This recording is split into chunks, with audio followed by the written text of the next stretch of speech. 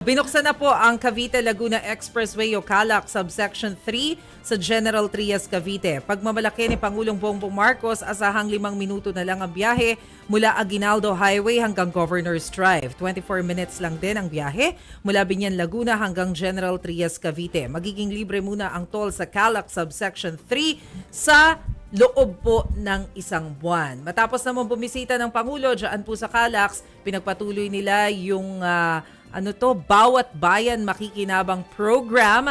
Dyan din po sa General Trias, Cavite, pero parang may something politics. Correct. Panoorin natin.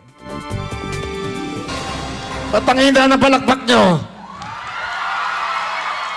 Nakakita lang yun ng Pangulo, mahina ng palakpak nyo.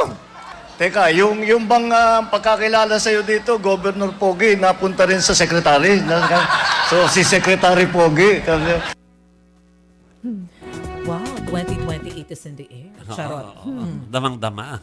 Okay.